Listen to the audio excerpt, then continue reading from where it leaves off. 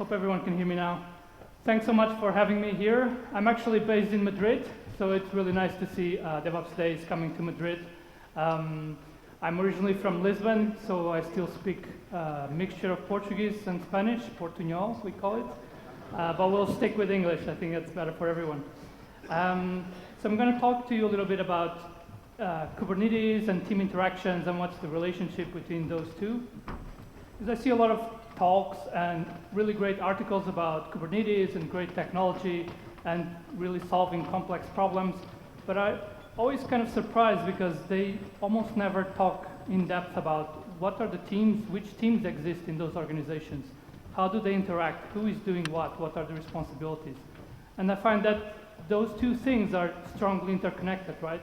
The success of technology depends very strongly on the people, how you interact, how you offer that technology, and so on. So we're going to cover some of that today. We're going to see, what is Kubernetes really a platform or not? Of course, depends on the definition you have for platform. This idea of this equilibrium between development and operations, and kind of the origin of DevOps, actually. What is team cognitive load and why that matters, and team interactions as well. So as mentioned, I'm the co-author with Matthew Skelton of this book, Team Topologies, which is all about thinking about the teams and the interactions and the behaviors and trying to make that in the benefit of the organization. So many times, I don't know if you have this feeling that in your organization that sometimes you feels like you're kind of fighting the structure, you're kind of fighting the way the teams are set up because it's not really been thought about in terms of how do we help everyone and help the teams deliver faster with better quality and so on. So let's start with the question, is Kubernetes a platform? So in order to answer that, I would first like to talk about an example from Airbnb. So about a year ago, I was at KubeCon London, and I saw this great talk from Melanie Cebula, who is an infrastructure engineer at Airbnb. And she was talking about how they simplified Kubernetes workflow for thousands of engineers. So I wrote this story for InfoQ. I'm also the DevOps lead editor for InfoQ, which is an online publication. And this story got really a lot of page views, a lot of people interested. So just to give you an idea, in about 1 week, there were more than 20,000 views of this story. And kind of on average, for the whole lifetime of a story, it's typically half of that or less. And so I was kind of surprised why this is the story that kind of went viral, if you like. And I think of course it has to do with Airbnb's very well-known, interesting case study, if you like, Kubernetes. But I think was especially the fact that they're talking about implicitly that Kubernetes by itself is kind of too complex, too complicated for many teams to just start using them. And also at this kind of scale, how do you simplify the usage of Kubernetes platform in a way that is effective for all of your different teams, different engineers coming with different backgrounds, etc. So yes, you can look at Kubernetes as a platform. It provides a lot of benefits, like reduce the complexity of running microservices, operating them. It helps with good abstractions for deployments and services and running your applications. That's all good. But there's a lot more that you need to think about, right? You need to think about things like sizing your host, creating clusters, how do I update to a new Kubernetes version, what's the impact on the teams using the platform, how do I do isolation between environments, applications with namespaces or clusters, or how do I do that? And I'm sure if you're a Kubernetes administrator or someone managing that kind of environment, you have a lot more tasks and that you could include here. Perhaps worrying about security is also top of mind. So if we don't have clarity in the organization about who is responsible for all these things that need to happen, and perhaps even more importantly, if we don't have clarity on who is impacted when we're making these changes, when we're making decisions about how we're going to run the platform, then we start have issues, and we start have a lower value of adopting Kubernetes if we're causing more harm than the benefit, right? So it's kind of complicated, right? It's not a straightforward answer. It Kubernetes is the right platform. It really depends how you approach it, how you offer it to your internal customers.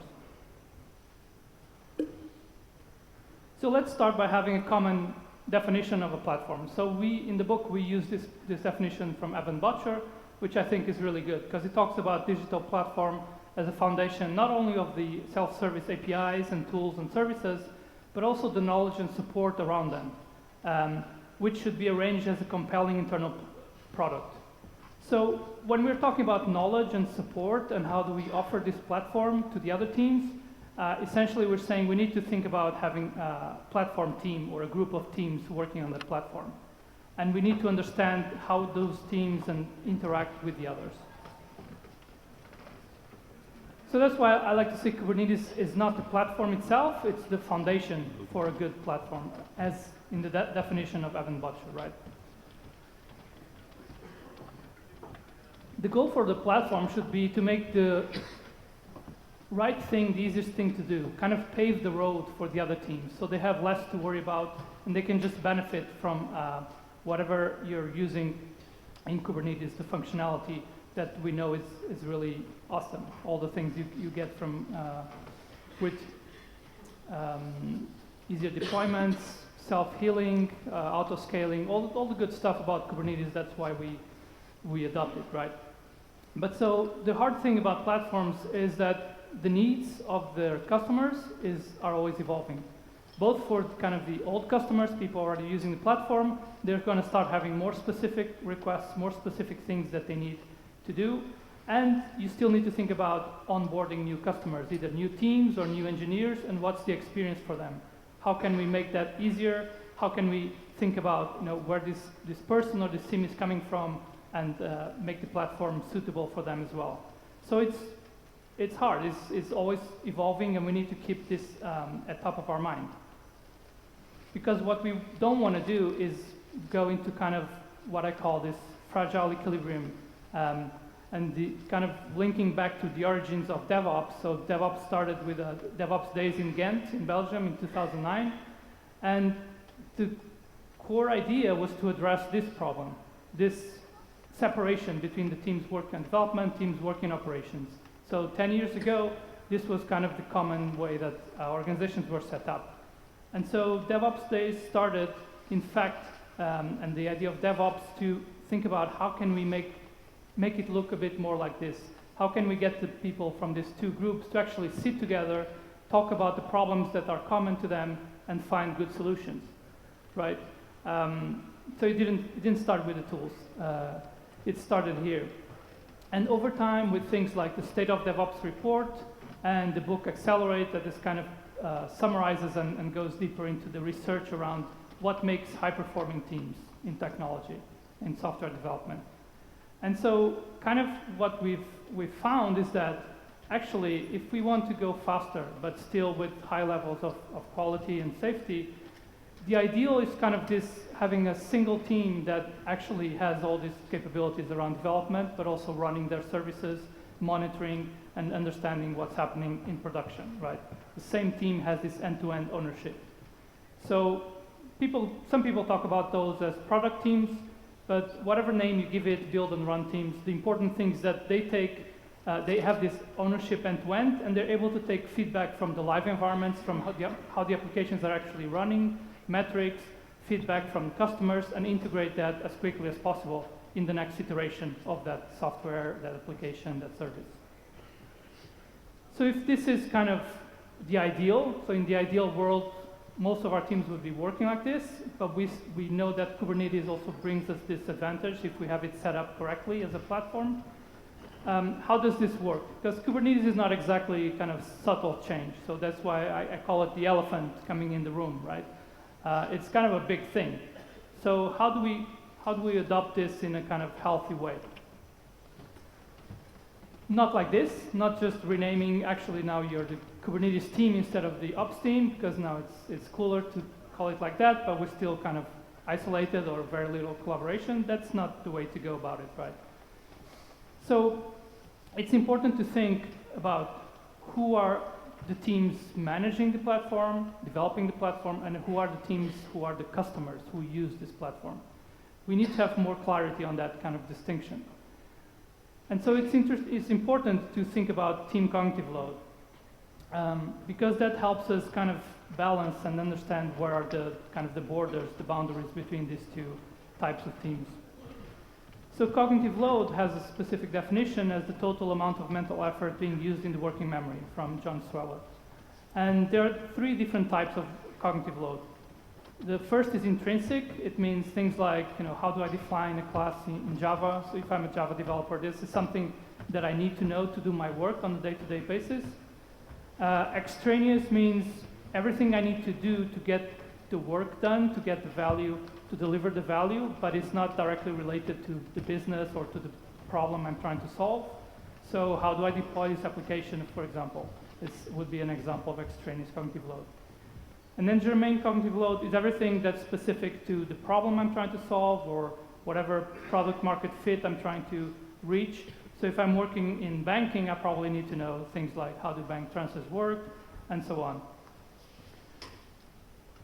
You can kind of generalize it like this. Intrinsic are the skills, extraneous are the mechanics, the things that need to happen to deliver the work, and germane is the focus on the domain, on the business part. So we want to reduce the amount of intrinsic cognitive load, and it's kind of straightforward. We know how to do that through either kind of classical training, but also pair programming, mentoring, peer reviews. All these things help improve, upskill people and teams. The extraneous cognitive load we also want to reduce, and that has a lot to do with platforms. There are other aspects, but platforms are a strong enabler to reduce how much I need to know around deploying, how do I monitor, how do I test, etc. So that we have as much as possible free cognitive capacity for the germane part. If you're interested in this and you want to know more, there's really good articles and talks by Joe Pierce around the idea of hacking your head. So the message I want to get across is that you need to be mindful of when you make choices in the platform, what's the impact on the cognitive load of the teams using that platform. So yesterday on Twitter, someone was talking about, if we automate the creation of cloud environments with something like Terraform or other infrastructure as code, in theory that's great, but if that means now we're going to ask all the development teams to understand Terraform and to kind of manage this new technology and just kind of dump this on their laps, if you like, then that's actually affecting negatively their capacity, because we're saying now that's one more thing you need to know about and understand and manage to be able to do the work you were doing before, right? So we need to think about that when we make decisions. It's not that, it might be a good idea that all the teams now learn Terraform because we expect on the long run, medium-long term, there are benefits that make it worthwhile. But it should be a conscious decision to say we're taking a cost now on their cognitive load to learn this thing because it has a value, it's an investment for the future. Or maybe not, maybe we can actually abstract a lot of that stuff into the platform and what they need to know is much smaller than learn Terraform. So Airbnb that I mentioned is an interesting case study. So who has seen this quote, the best part of my day is when I update 10 different YAML files to deploy a one-line code change. That said, no one ever, right? No one wants to do that. And so they realized this at Airbnb, obviously, and they started working on very simple command line-based tools that help the teams not have to worry about so much of this stuff.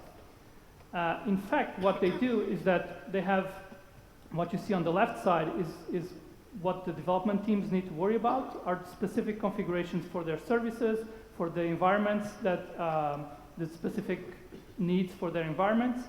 And then this tool, kubegenerate, creates all the YAMLs, all the boilerplate code that is needed with sensible configurations and defaults where needed for the different environments. So they have production, canary, and development environments, and then applies it in the clusters.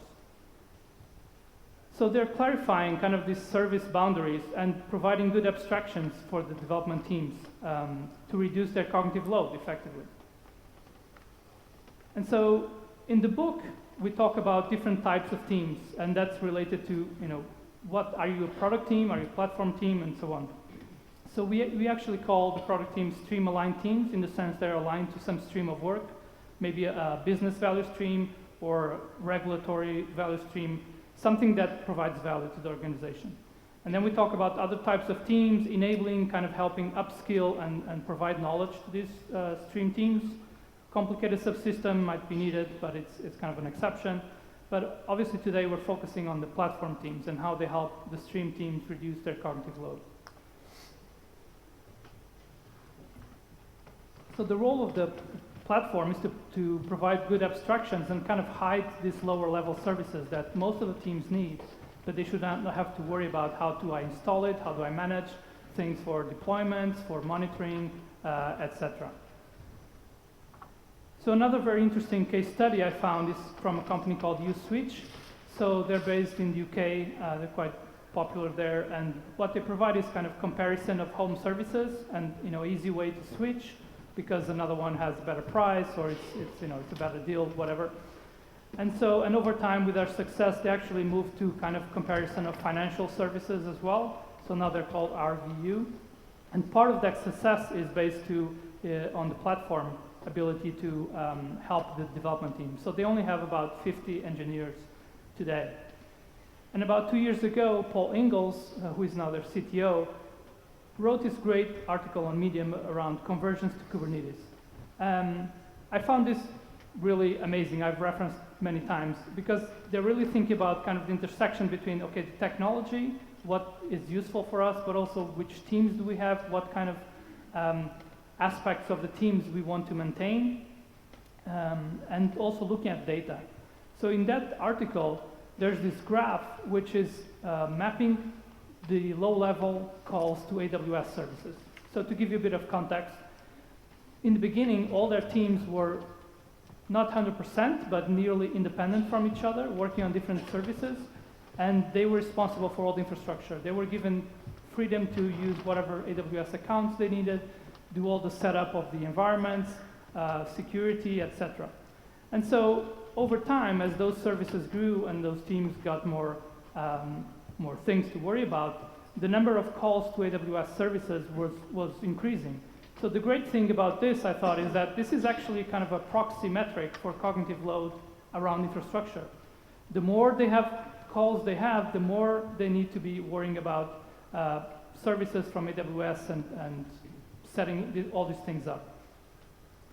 And so the goal that they had adopting Kubernetes was not necessarily, yes, was technical on some aspects, but was strongly driven by changing the organization, changing the way that how much the teams had to worry about, and especially with a good platform team.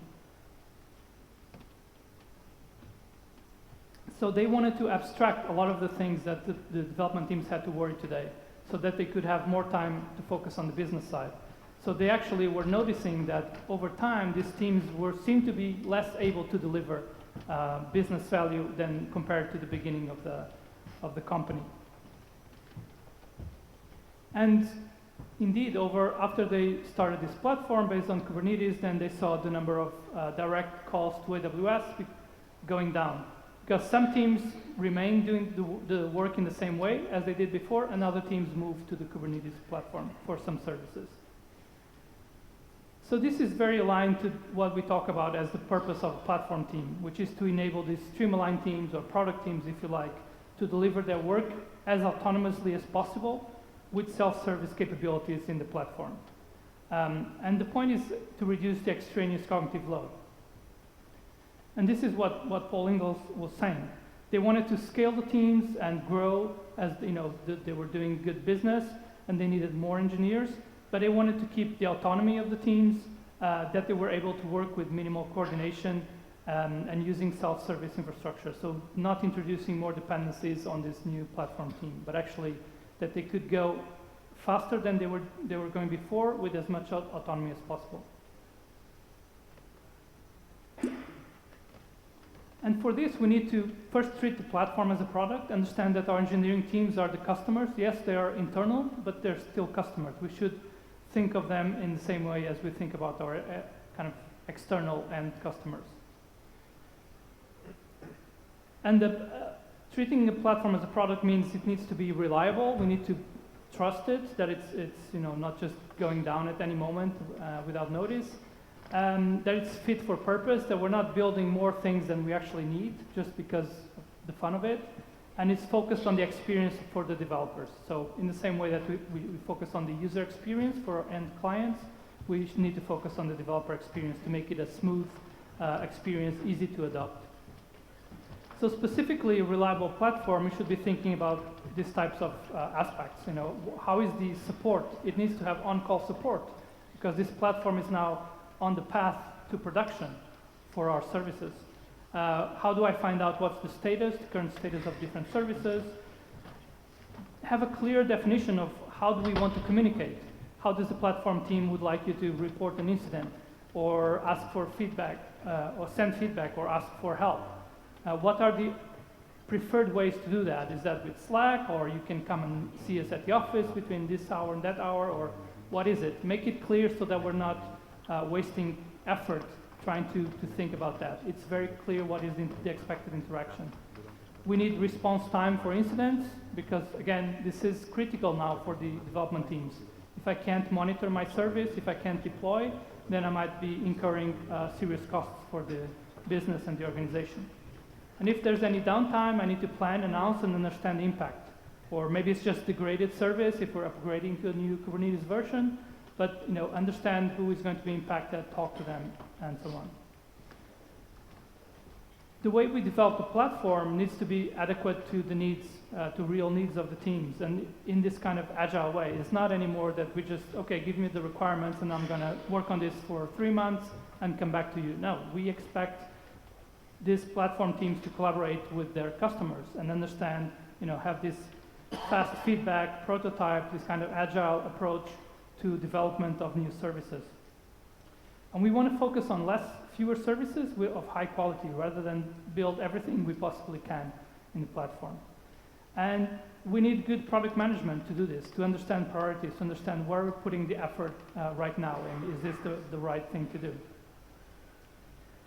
Focusing on developer experience means that we need to speak the same language as the engineering teams, provide the right levels of abstractions. If it's too high level abstraction, then it's not going to make sense for the engineering teams. If it's too low level, it might seem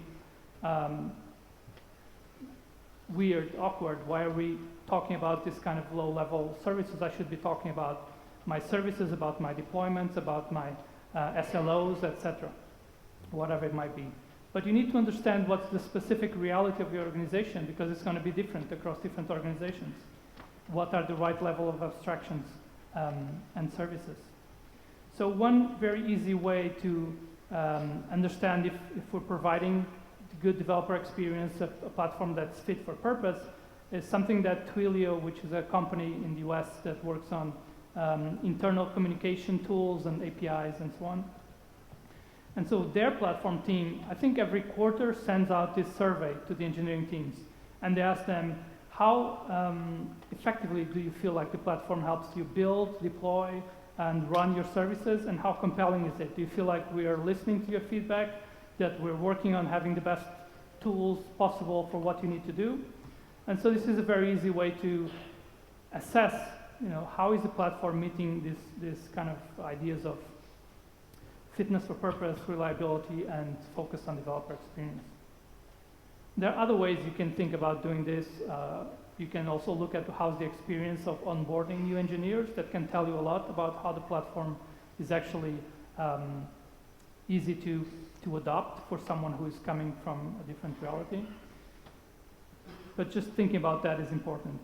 So for Paul Ingalls and you switch, Kubernetes helped them focus on the right abstractions and also operate their infrastructure with minimal coordination. So that was kind of the first step. And then what they did, as in this platform team, was to then look at what are the gaps today in our organization, in our teams, what do they need, that it's kind of a cross-functional needs that take on too much effort from engineering teams. So they did, to give you an example, this is from a talk from one of their engineers, Joseph Arvin. They did, for example, dynamic database credentials. Most teams were using static credentials.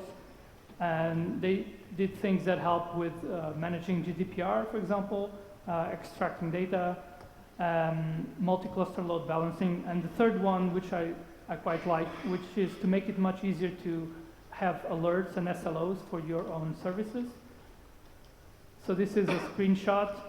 So essentially, it's an open source tool where that they created, where the teams can just configure what is it that they want to measure, the service level indicators, what are the thresholds, and basically that's it, and they get it up and running through the platform. And then they get notifications on Slack when some indicator goes below the threshold, and then when it's back to normal levels. And it's all based on custom resources they created on top of Kubernetes. So custom configurations that their teams can use to do all these things very easily. The other aspect that I found very interesting about their journey was the way they did this, not just kind of the actual services they provided and the benefits, which are there, but also how they did this. So they started only a couple of years ago with only a few services in this platform, infrastructure platform. And they knew that this would be mostly helpful for having a first customer, which was actually one of their engineering teams that was had kind of lower maturity. Perhaps they were more junior engineers. They were not doing any kind of centralized logging. They didn't have really metrics around their service, and I think they were also having issues with scaling their service. So this was a very good fit for the platform team to begin, and already provided a lot of value for that team. And then as they grew, they started clarifying what is the kind of the reliability aspect of the platform. What are the SLAs and SLOs of the platform itself? What is the reliability, latency, etc. So essentially, they were kind of internally promoting the platform. Remember, it was never mandatory. Teams could adopt these platform services whenever they wanted, or not. And so this kind of internal promotion based on data around, how do we serve our platform customers, what is the availability, etc. And they started measuring the traffic that was coming in from the engineering teams into the platform versus the other teams that were using AWS directly, like in the beginning. And this started to go up. They started to see this adoption of the platform. And then at some point, as they created some of those specific tools and services I mentioned for security, for alerts, SLOs as a service, then this was kind of the tipping point. This really made it obvious for all the engineering teams that this provides us a lot of benefit, and it's the right way to go about some of these things rather than doing it ourselves. And kind of their target goal was that they had this team, they told me this, I called here the highest revenue making team. So that was the team that was making more money basically with their service. And they were also kind of the more mature in engineering terms. And at some point they also saw the benefit of, okay, let's use the platform because these are things that we don't really need to worry about. We have a good platform, provides the right abstraction, and we're going to save time to work on making even more money. So this was kind of the win for them, right? But remember critically that platform was never mandated. It was never told to engineering teams, you must use this. It was making it a compelling product, making it the easy way to do things and the fast way to do things without increasing the cognitive load of the engineering teams.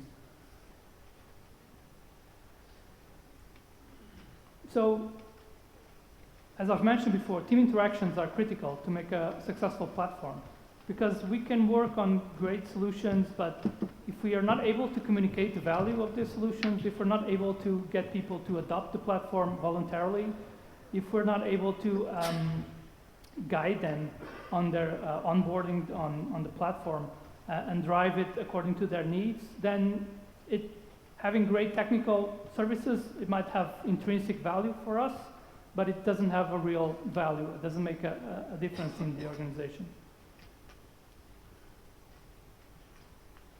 So looking at the Airbnb example again, essentially what we're seeing here, even though they don't call themselves platform, they call themselves infrastructure team, they created this platform. And what this is doing is kind of making clear what is the service boundary and making that much smaller than just saying, well, you just use Kubernetes and you go and look at documentation, find out how you do stuff.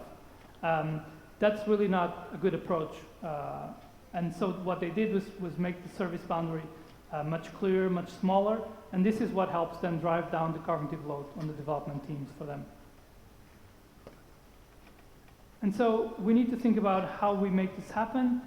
When we're developing a new service or an evolution of an existing service, we expect there's going to be strong collaboration between the platform team and whatever engineering team or stream team asks for that. And so this kind of collaboration to discover, what do you need, what is the right interface, the right abstraction to provide this to you. Over time, as you get clarity on how this should look like, then the platform team should then focus more on documentation. How do I provide a good support for this service, make it more reliable and stable? And at some point, it turns into this kind of X as a service interaction. We're saying, actually, we don't need to be collaborating all the time. It's this kind of self-service approach, and you just use it. Obviously, you report any problems, you give feedback, but we don't expect that we need to collaborate, the platform team and the engineering team, when we're at the X as a service interaction. And now, this doesn't mean that do we hide everything from the development teams and they don't know anything about Kubernetes. That's not what we mean. Actually, we know what's behind. We know there are the clusters and whatever infrastructure is running. And we should engage with development teams. If there are people there that have interest in this technology and they have suggestions how we can make better use of it or how we can use some new tool that helps us do things more effectively, that there should be this kind of open, transparent communication between the teams. And then over time, you can then grow the platform, right? The platform should start very small, like USwitch did, but then over time, you expect that you're going to add more services. So in the case of Airbnb, they started with kubegen and kubedeploy, and then they realized actually diagnosing problems in services running in Kubernetes is actually not that easy. So I found this image, which is like a flow chart to diagnose a problem in your Kubernetes service. At first I thought it was a joke, and then I found the actual article, and it's not, it's really explaining. And this is not any criticism on the person who wrote the article. I think it's impressive to create this. It's just to highlight this is way too much cognitive load. You cannot expect engineering teams to be effective if they have to go through this. So this is the first half of the flow chart, right? There's another bottom half. So instead, what we need to do is kind of have, if we follow this kind of pattern of, we collaborate for a period of time to discover what the engineering team needs in order to diagnose more quickly, more easily, what information they need, typically from the platform to make their diagnosing easier, etc. Until a point where say, okay, this looks like the right way to have this service in the platform to be usable. And so that's what they did, and they created this K-diagnose service, which basically looks at finds some of the possible problems, picks up all the logs and whatever information might be useful to diagnose problems instead of following that flow chart. And so this kind of pattern works well to evolve the platform according to the needs of the users, and not just going and building all this stuff that it's really great, but actually we're not sure it's providing value for the engineering teams. So I have a quiz. Who knows what this image represents? Ken, you're not allowed, but anyone else? I'll give you a copy of the book.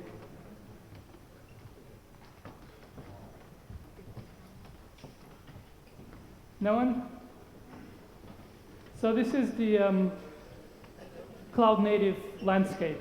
So all the different tooling and I guess some frameworks and all different stuff that Cloud Native Foundation kind of supports or they kind of highlight. This is all the stuff you can use in your Kubernetes ecosystem or part of it. So you see it's grouped by different aspects. It's not so important what's in there. It's just, this is huge. I copied the image from the site and I couldn't put it on Google Slides because it was too big. I had to resize it.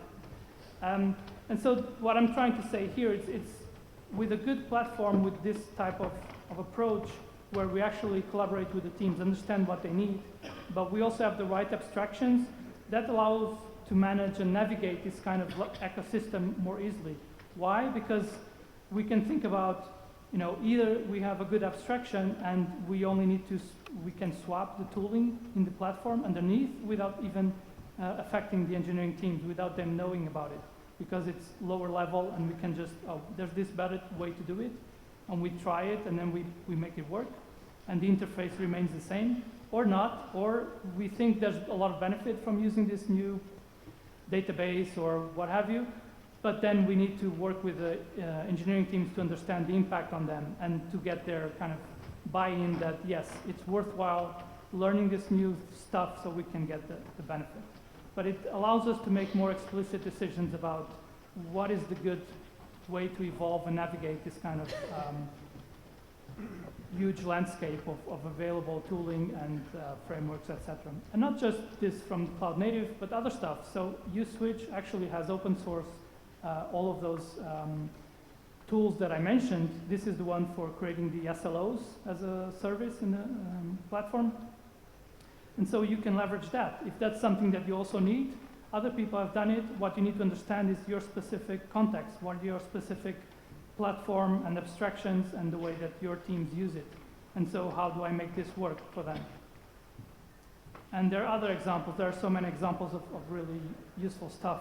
Zalando has this, also does a lot of open source around Kubernetes, like this cluster lifecycle manager and other stuff like that. And so to finalize, because I know we're running a little bit over the time we had, if you want to get started with this kind of team-centric approach to Kubernetes, to platforms, 3 kind of tips that are very easy to start with. Try to start assessing what's the cognitive load today on your engineering teams. How well do you, if you're using Kubernetes already, how well do they understand it, or the platform that you have in place? Are the abstractions at the right level for them, or is it hard and they are frequently having to go and try to read documentation on Kubernetes and try to sort out what's actually happening? So you can do this with simple surveys and talking to the teams. It's nothing necessarily quantitative of how much, how high or how low. It's like, what is the feeling of the teams? Do they feel like they're spending too much time sorting out how to use certain services and Kubernetes in general? Second, define your platform according to that definition of a digital platform, if you like. What's the gap between your current implementation of Kubernetes or anything else? If you look back, this talk could be about any other type of technology, OpenShift or what have you. What's the gap between what you have and that definition of a digital platform, of treating platform as a product, providing clear support, help, all those things we've seen. What do you need to do to make that your platform closer to this digital platform? And number 3, start thinking about the team interactions and make them more clear, more straightforward. Who is responsible for that? For what? Is that clear? Who is impacted when we make these changes? Do we know that? And how do we collaborate? Can we start with this kind of pattern of collaboration for discovery and X as a service for kind of stable, reliable services? There's a lot more examples of organizations using this kind of platform approach with very good results. So this is just meant, the slides will be available, I guess, through the conference. I'll put them up as well on my account on SlideShare. So you can look at other examples of companies from Adidas, which is really interesting, to Mercedes and other car companies, etc. There's also an article we wrote on the idea of this talk with some more details if you're interested. And with that, I'm going to end. I want to thank you for attending, for listening. My name and in the name of Matthew Skelton, who co-wrote the book. Thank you very much. I'll be around, so if you have questions, we can discuss.